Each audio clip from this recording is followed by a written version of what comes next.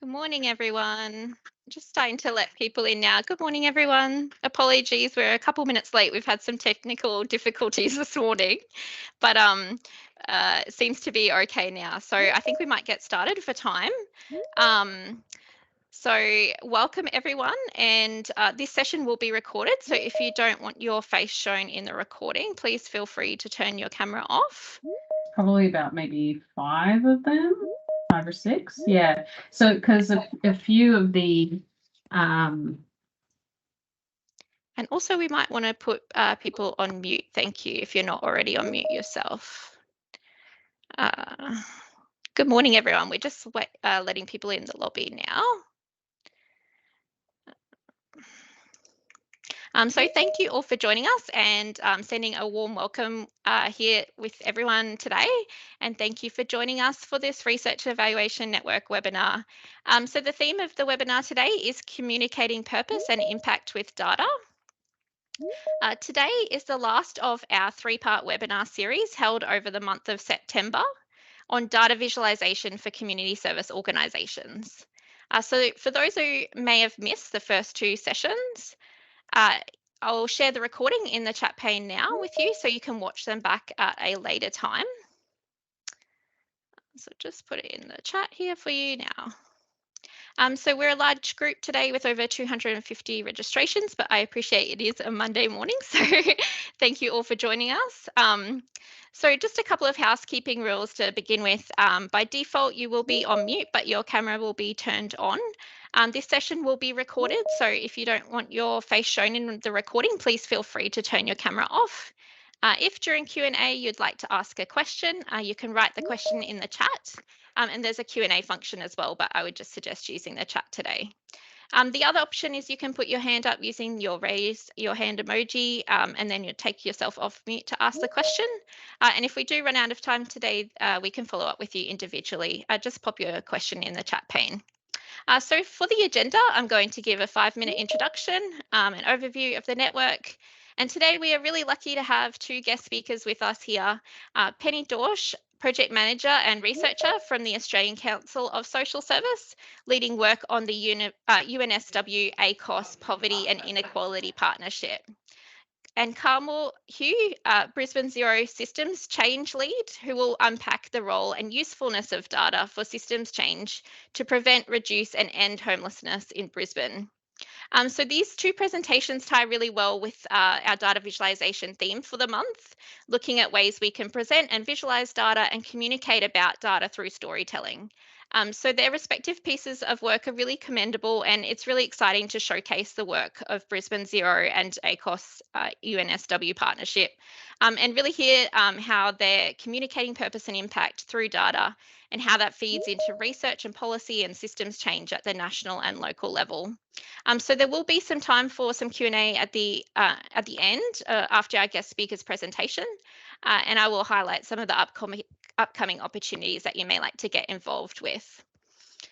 So I would like to acknowledge the traditional owners and custodians of this land, the oldest continuing cultures in human history, and I acknowledge the Yagara and Turrbal people of the lands on which I work here and live in Meanjin in Brisbane. And I'd like to pay my respects to all First Nations colleagues joining us online today. QCOS thanks First Nations peoples for the gift of the Uluru Statement from the Heart, and we look forward to continue work supporting leading to a successful referendum now announced to be held on the 14th of October, just a few short weeks away.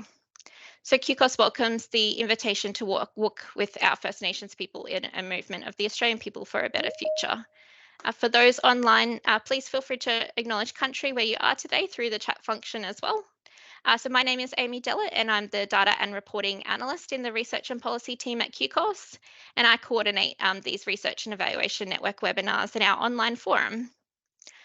So if you would like to get in touch or provide any feedback on our webinars, or our team's address is research@qcos.org.au. And I've provided an overview of the purpose of the research network before in previous webinars, so I'm not going to touch on this particularly for time today because we started a little later, but I thought I'd share with you some resources through the chat.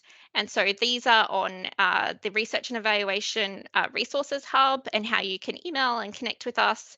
the Data Hub and our YouTube channel and our Teams forum as well. So I'll just pop those in the chat for you now too.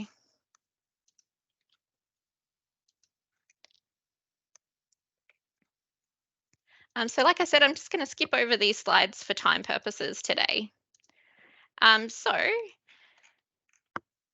It's now my pleasure to introduce our first guest speaker for today's event, Penny Dorsch. Penny is the project manager for the ACOS UNSW Poverty and Inequality Partnership, and she also works on the Australian Community Sector Survey and Faces of Unemployment projects. And she has been at ACOS since 2009, first as a librarian and then in informations and communications.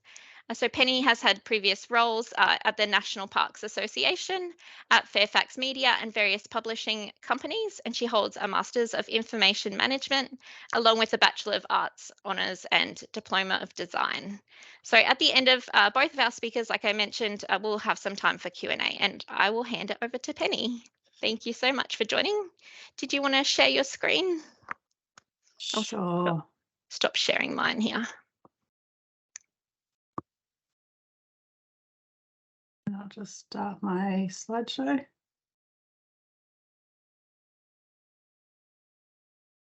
Okay, can you guys see the slides now? Yes, we can. Yeah. Yes. Awesome.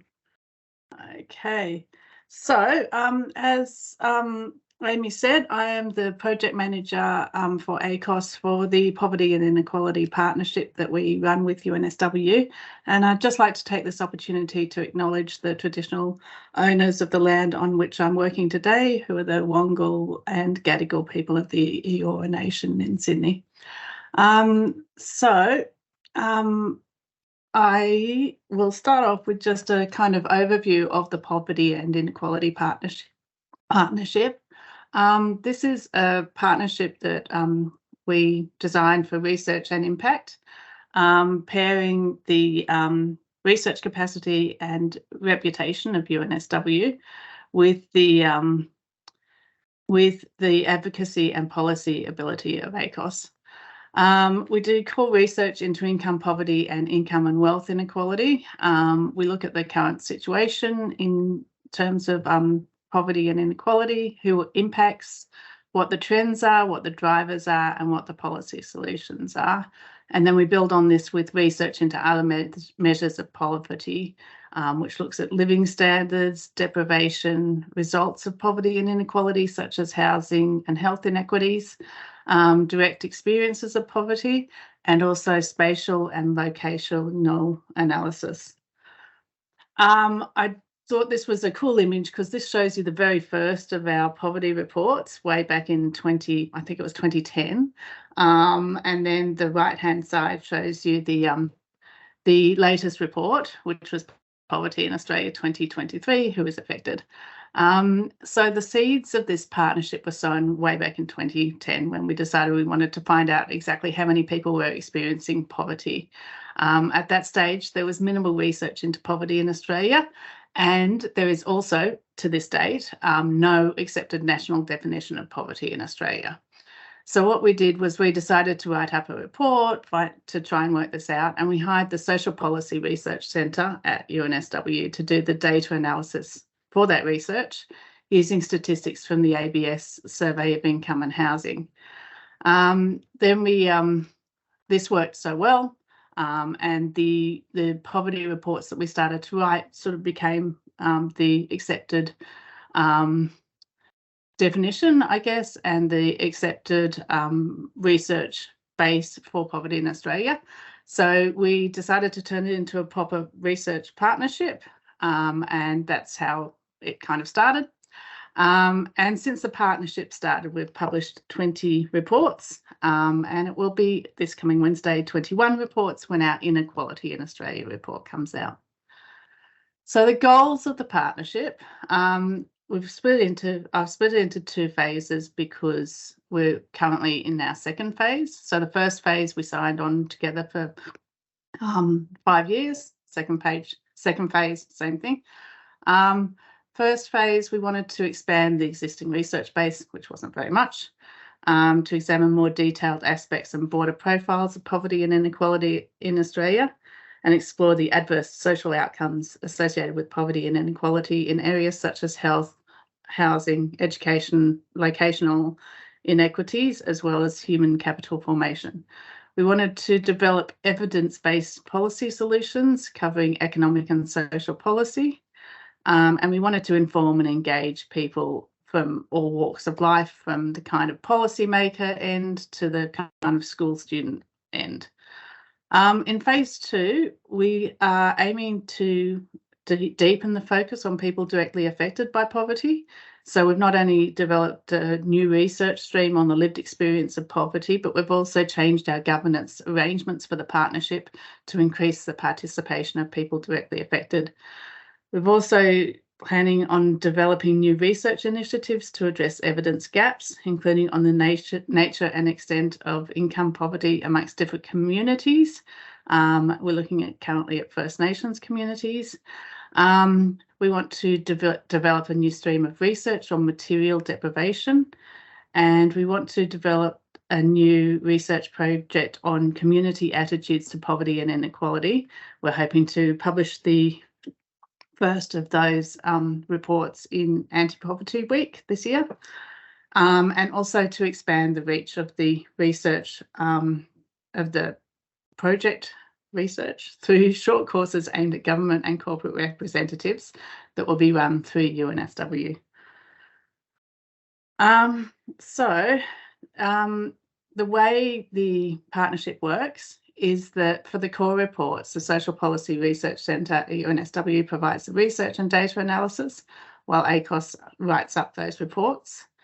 For other research, researchers at UNSW put in proposals which are jointly considered, and we've worked with other departments within UNSW, such as the City Futures Research Centre, who did some COVID housing policy research for us.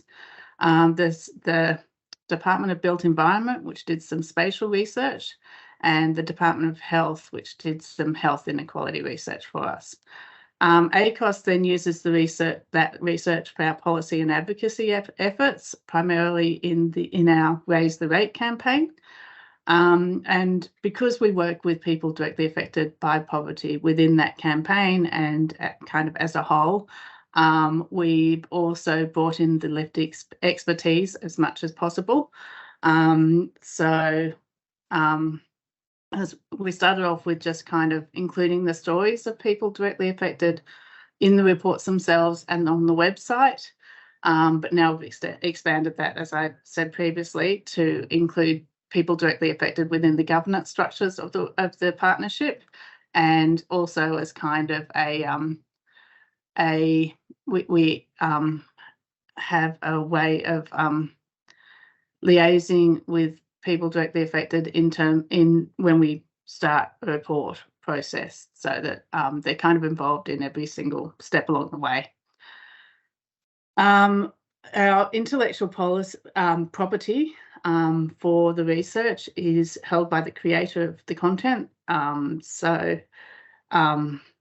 Each of us sort of holds our own research bits, but the other partner is given a license to that content and can produce and disseminate partnership outputs.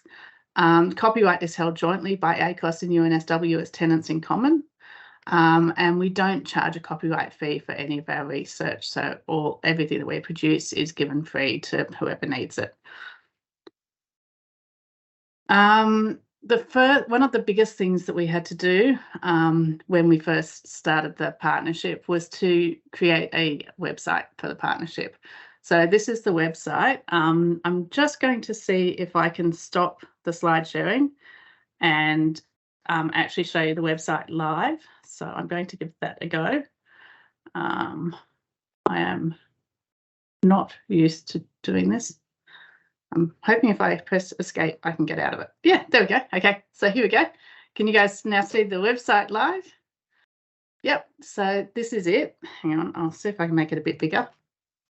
And no, I can't. Yes, I can. So you'll see that there's a menu. You can sort of hover on the menu bits and see what's there. There's a sub menu here which kind of shows you all the different pieces of our work, apart from publications, because some people insisted that I needed to have that separately. I thought it should be under our work menu, but others didn't agree. And then we've got a section on About Us. So the homepage kind of starts off with a bunch of questions that are the most common questions that are asked about poverty and inequality. And then it goes on to acknowledge that this is a partnership, and also because on the ACOS side we rely on our NGO partners to actually financially support this partnership, and a couple of philanthropists, we have to acknowledge them wherever possible and also involve them along the whole process as well. So we have our poverty page is the most popular page on the entire website, possibly because when you Google poverty in Australia, it takes you to this page. And it goes through different aspects of poverty, as well as giving you links to all the data on it. And similarly with the inequality page. And then in the Our Work section, we have lots of cool stuff, such as, if it ever loads,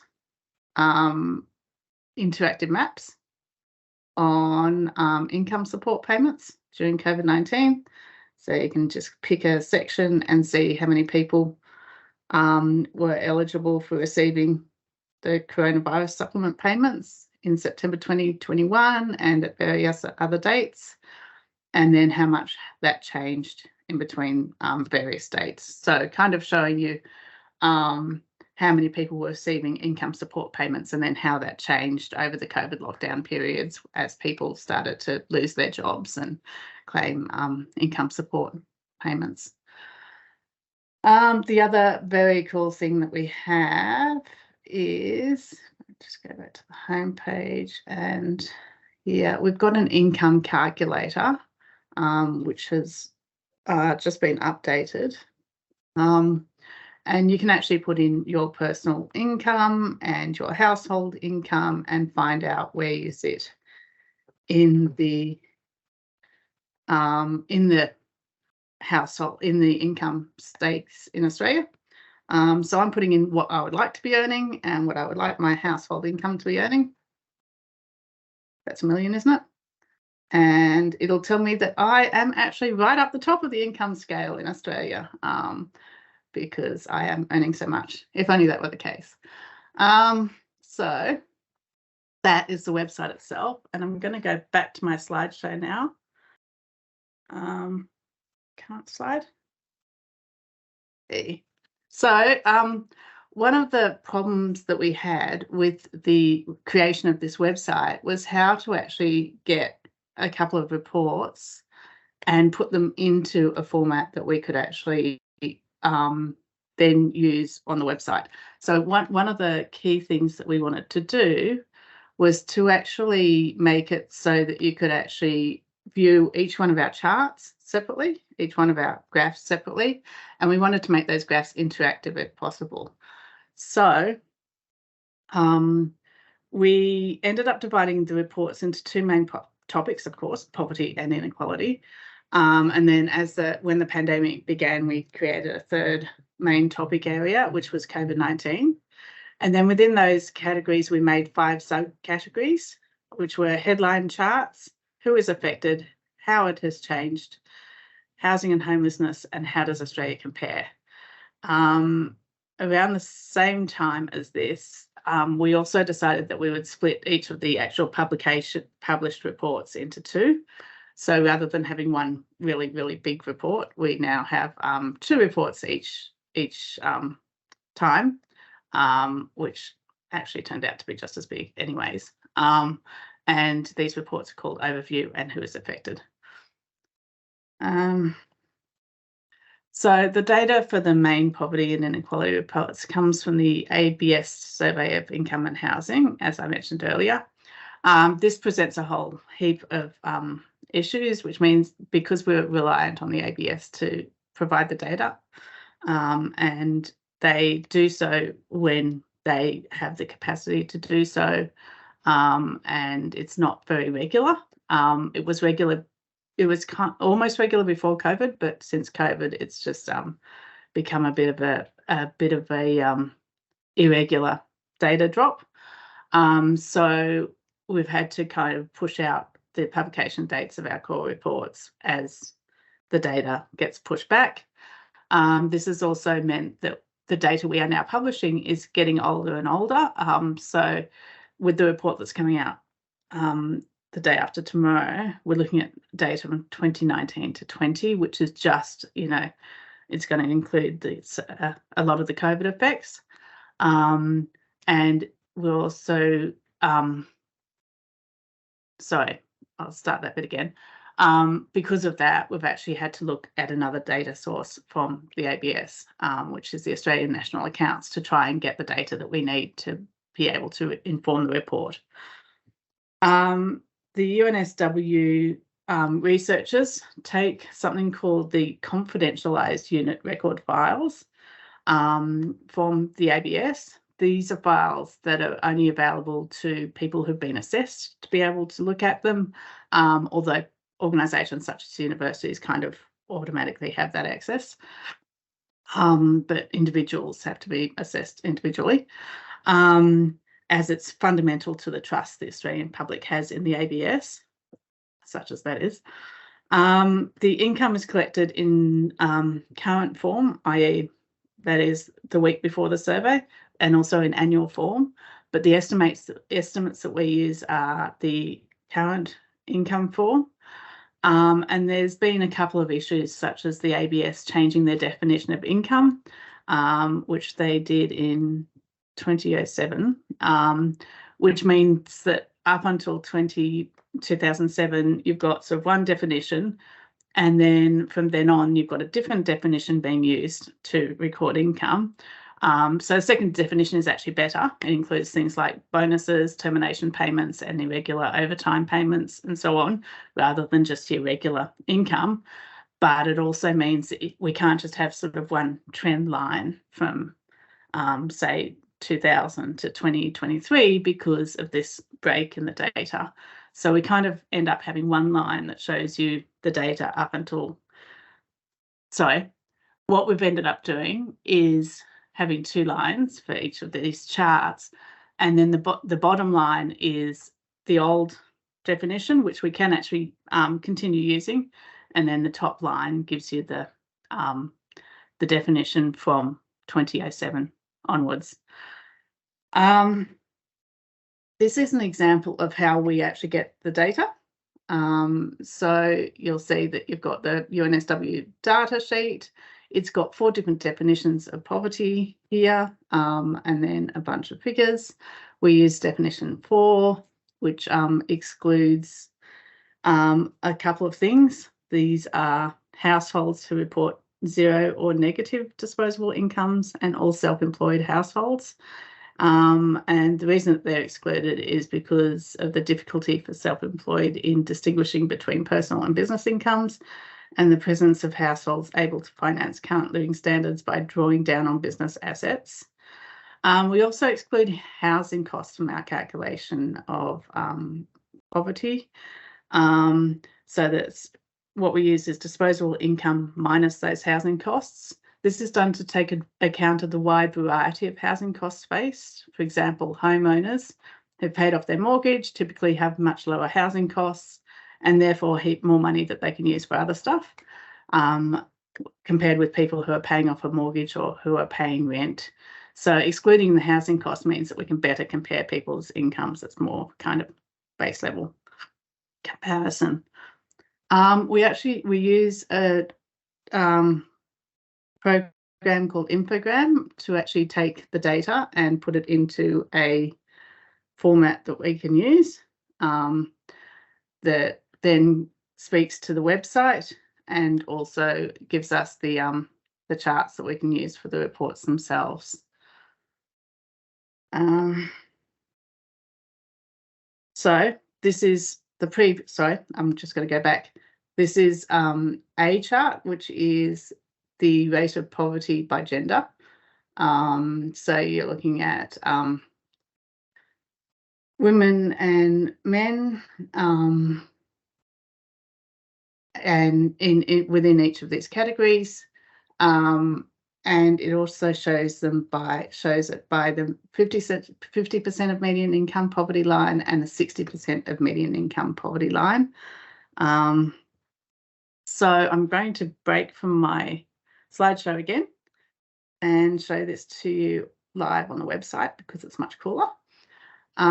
So you can see you've got this 50% median income poverty line, the 60% median income poverty line, and you can split between the two.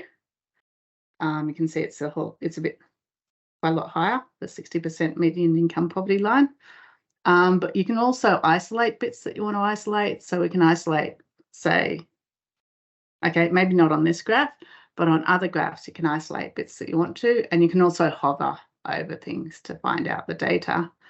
And then it gives you the option of either downloading the data or sharing the data as well. And it also gives you a bit of commentary about that particular chart as well. Go back to my slideshow.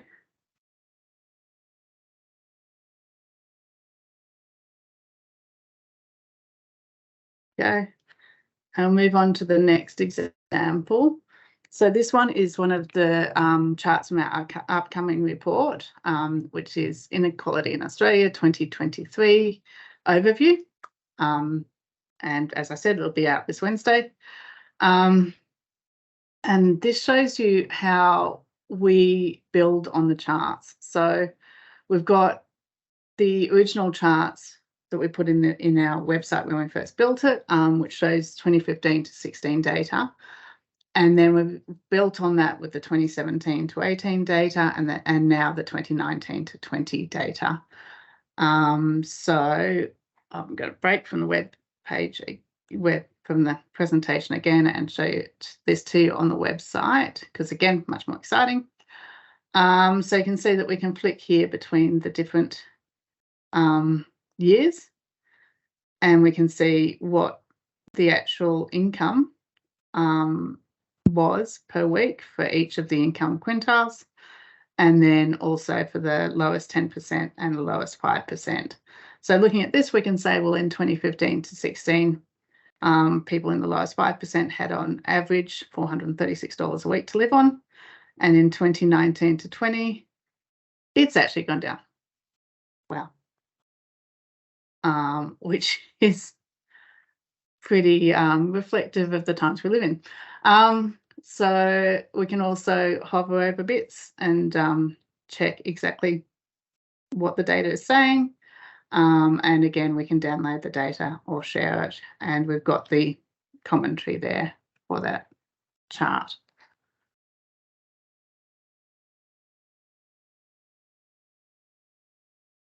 And then the next one we've got is the projected change in social housing.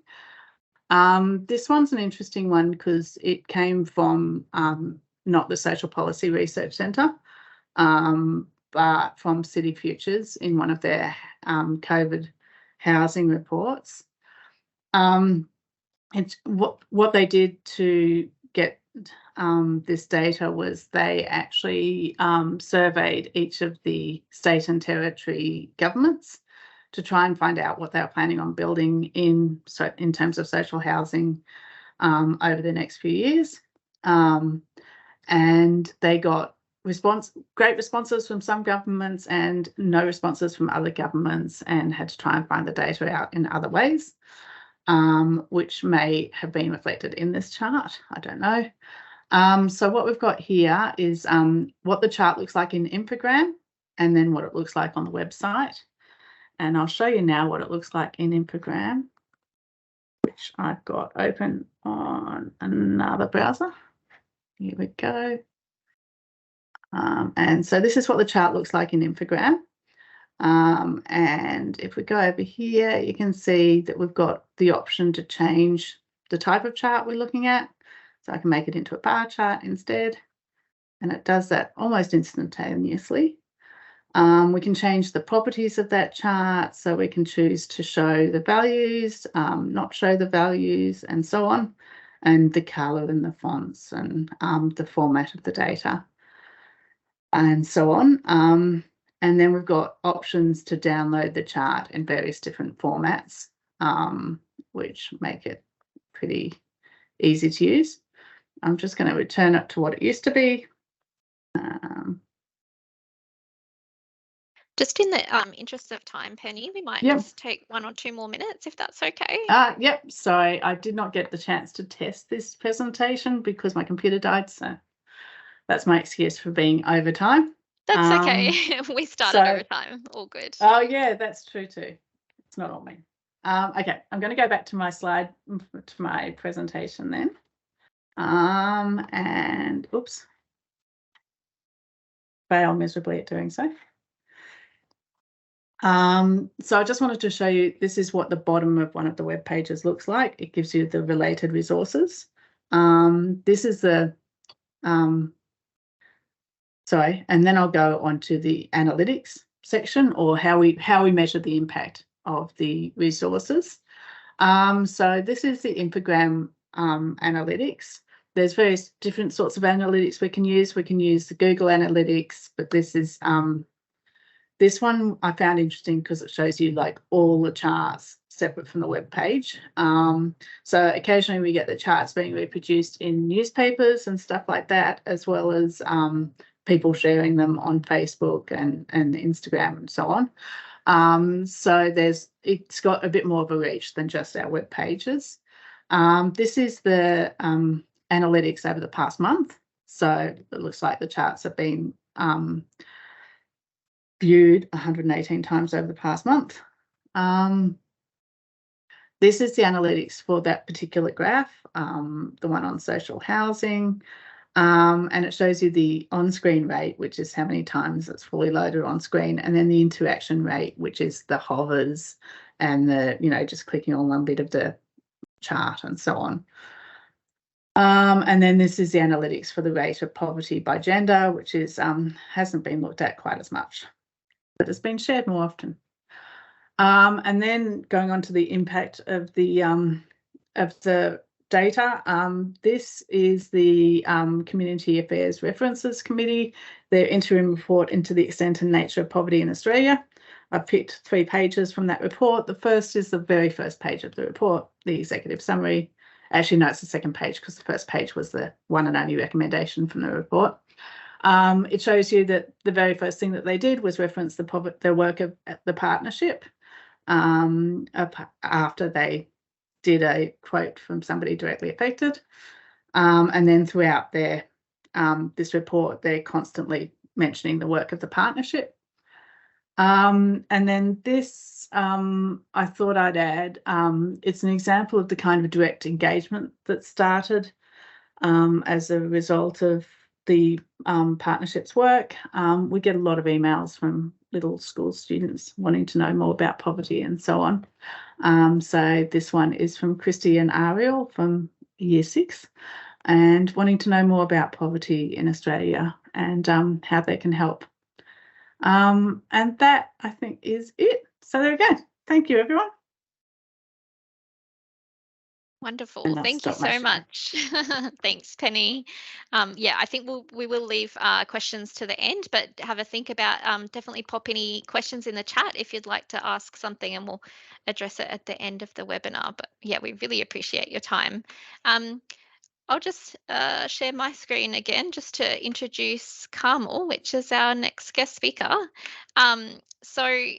As an experienced urbanist and systems leader, Carmel is currently spearheading the Brisbane Zero Advocacy Initiative alongside a dedicated group of motivated, multidisciplinary leaders bringing about systems change to prevent, reduce, and end homelessness. So working at both the local and national levels, Carmel enjoys driving outcomes for social, cultural, and economic impact and leading complex collaborations that result in meaningful change.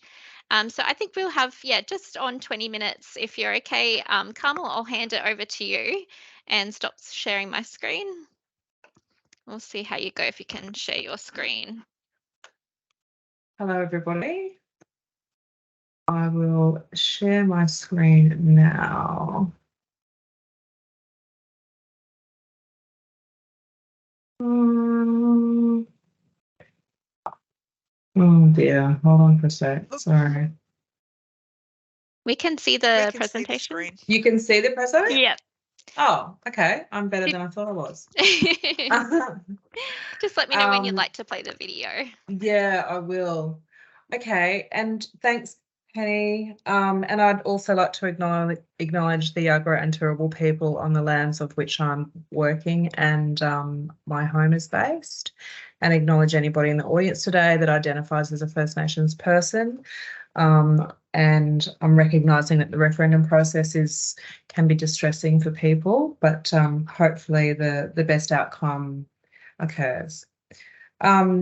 So Brisbane Zero, if you don't know, is part of a larger movement around Australia, and it is based in the foundation of it is that we believe that solving homelessness takes all of us, and we work together in collaboration with a number of organisations in Brisbane to. Sorry, I'm just going to set this up for a second so I can see what I'm showing. Okay. Yeah, so we work together with a range of, sorry guys, can you still see the preso? Yeah. Yeah, good. So we believe that by enabling a shared community belief that we can solve homelessness, that will help us get there. And looking over Penny's presentation, really we can't get to where we need to be for systems change without the data.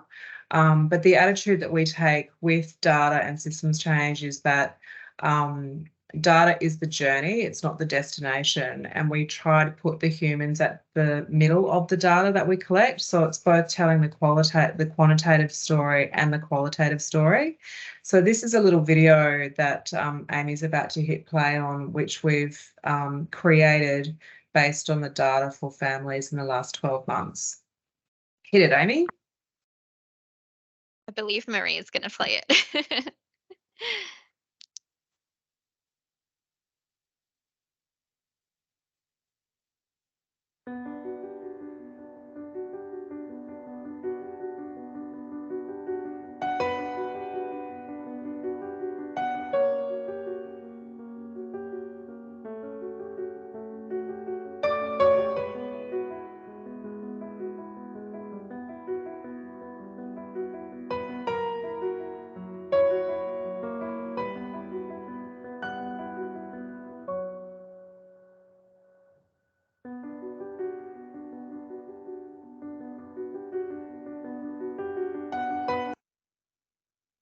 Great, thank you. So can you see my slides again? No, you might need to share your screen again. Okay. How's that? Wonderful. Okay, great. So the ability to see the patterns and the relationships and the power dynamics does come from the use of data and being able to see systems as a way of thinking, or systems as a way of thinking and seeing, rather. So this slide gives you a good kind of illustration of how, you know, an individual who may be experiencing homelessness and is unwell for various reasons and really struggling to find the support that they need. This is their pathway to finding a home, can be very intimidating, and it's really hectic out there. And I guess we know at Marker Projects, we are a homelessness specialist homelessness service, and we run a range of social justice and crisis intervention services. We know how hectic it is out there at the moment, and whilst there is change happening, the current crisis is very tough to navigate. It's not just tough to navigate for the individual who's experiencing homelessness, but it's actually tough for our organisations to navigate at the moment. But we believe by using the superpower of collaboration and sharing of information, we can improve things one person and one family at a time. But we do look to data to give us the storytelling that can actually make an upscale systems change more broadly. So the systems leadership model that we're looking at, we all have the agency for change, but I guess the systems leadership discussion and theory is about a set of skills and capacities that any individual or organisation can use and enable and support the process of systems level change. So we really believe at Brisbane Zero that the use of a by name list of the people that present to the services, and one of the 18 services that we work with, and I must credit here the collaboration that we're working with. There's multiple organisations contributing to the data that you're about to see. It's not just from the MICA projects data, and that collaboration is really starting to build coalition and build collaborative leadership skills within Brisbane Zero and the Brisbane Zero support workers that understand the by name list, and then the vulnerability survey, which is undertaken when people are in care or in support with our system, with our service provider collaborators.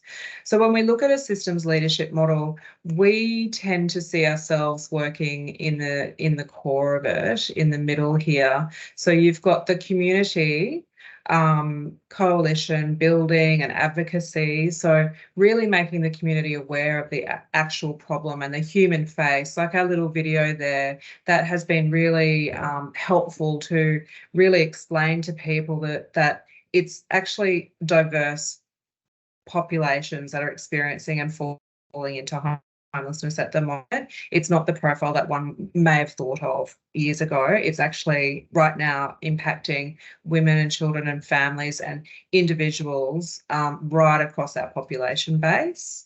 So letting the community know who's actually out there experiencing this housing crisis.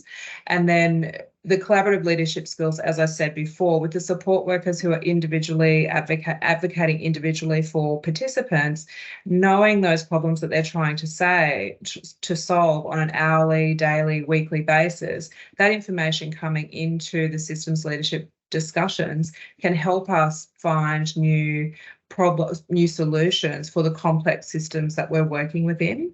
So it's actually inherent in human nature to think systemically. We all see how we behave, or we know how we behave or fit within our family. We know how our body functions and how we interact with different people in our workplaces.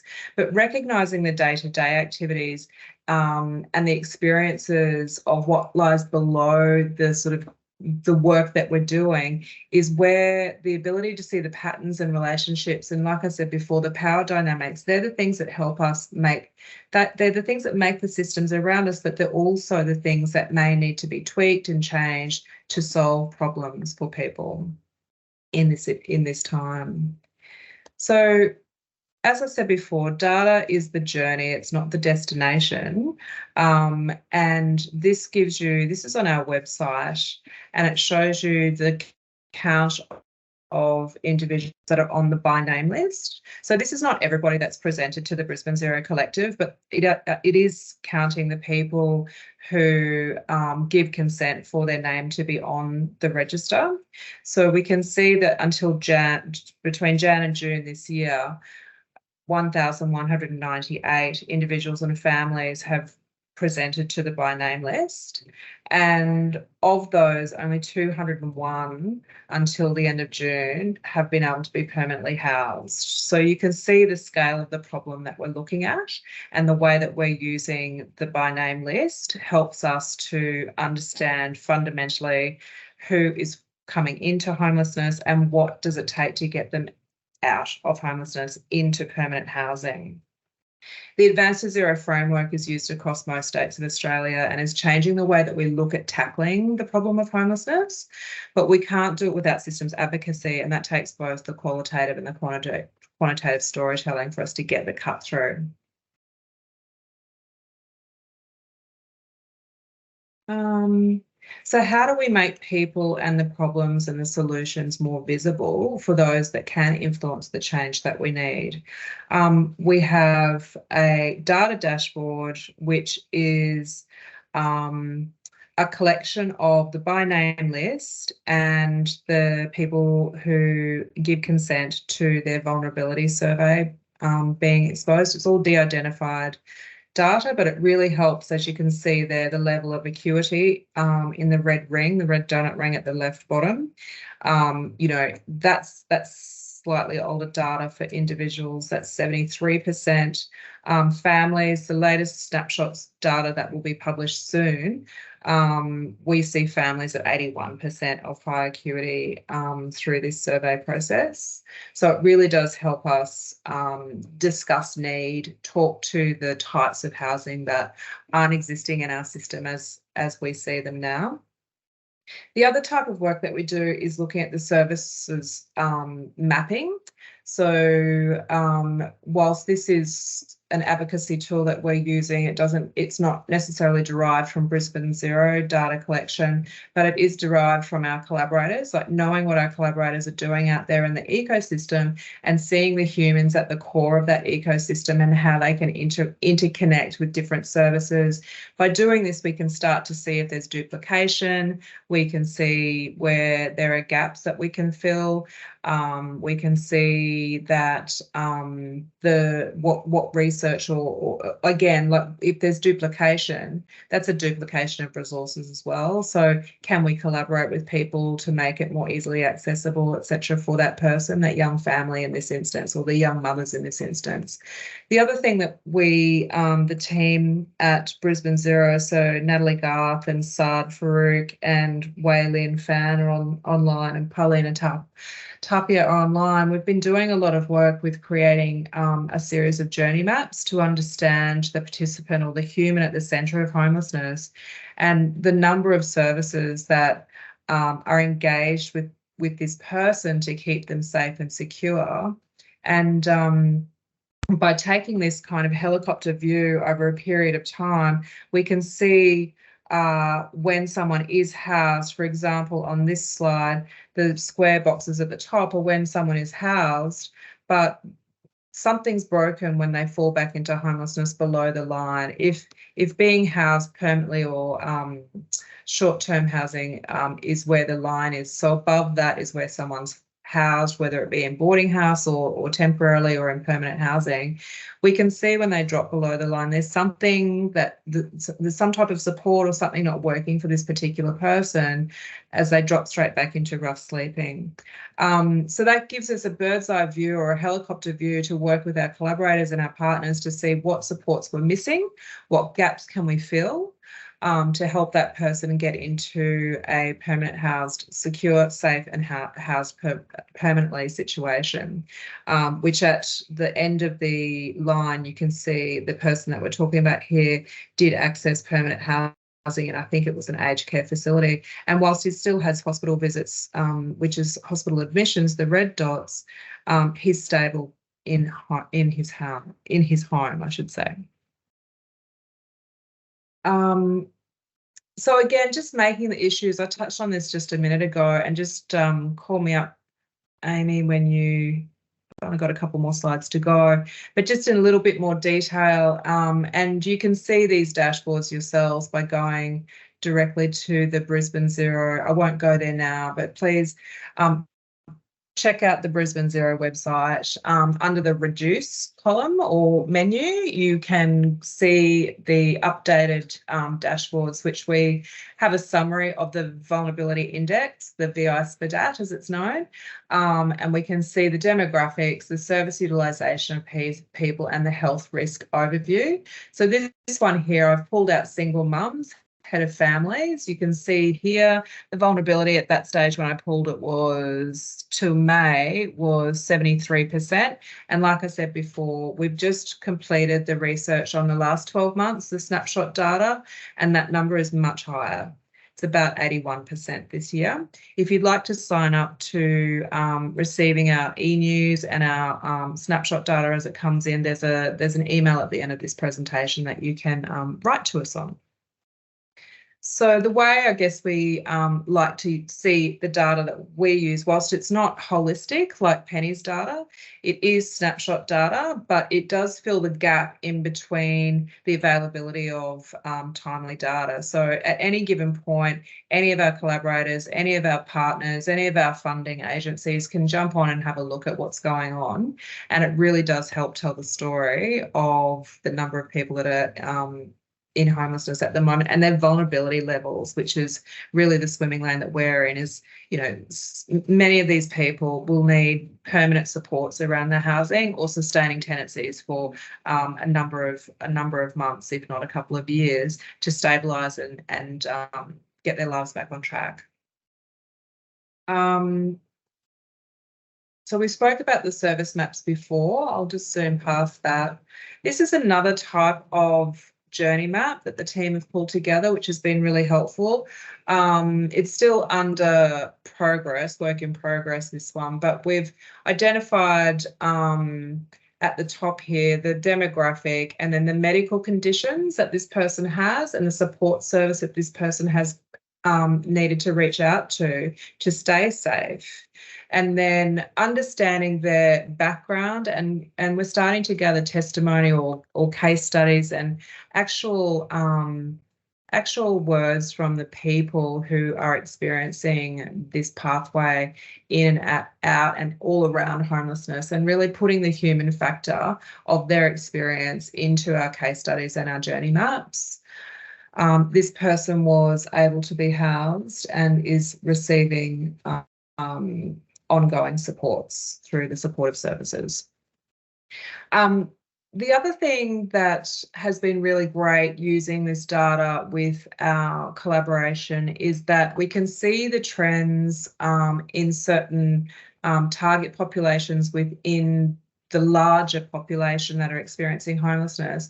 We can start to hone in on particular target populations that are stubbornly homeless. So, for example, Saad and Waylin have created with our collaborators at UIHI and Murray Watch are First Nations, what we call a cohort strategy. So on a weekly basis, they're looking particularly at the First Nations people over 45 years of age who have been stubbornly homeless and very hard to house. So they've been working towards housing, and the reduction rates are really very remarkable by putting those subject matter experts in a working group together and concentrating on that target population group. Don't have the numbers offhand, but I think in the first 3 months of that, the team were able to house around 21 or 24 people. And that's an ongoing strategy. We're now looking at different strategies for families, particularly those that have got larger families and the housing is not available. So by breaking it down, you can start to solve through the problems according to the humans. Is that you, Amy? So, and finally, I guess the systems advocacy role is, for us, it's about linking up the solutions, and it sits between our frontline service teams and our health integration teams, the humans that we're serving and we're advocating for, and the governments that are where the change can happen. So what we look at is the data and the graphs and the research, and we use that to try and amplify where the system needs to change. For example, with this slide here, we've got the latest numbers on the families.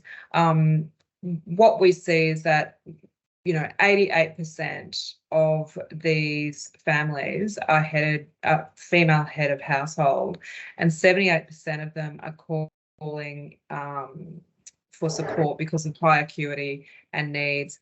High acuity to us means safe, secure and stable and affordable housing with supports. There is not enough of that type of housing and not enough of those resources in the community at the moment. So by using these numbers, we're advocating very strongly, as all of our peers are at the moment, for deeply affordable housing and also the supports like sustaining tenancy supports. But we're going one step further and saying, no, we actually need to build and develop and invest in a supportive housing ecosystem in Southeast Queensland and beyond to start to reduce the vulnerability of these families.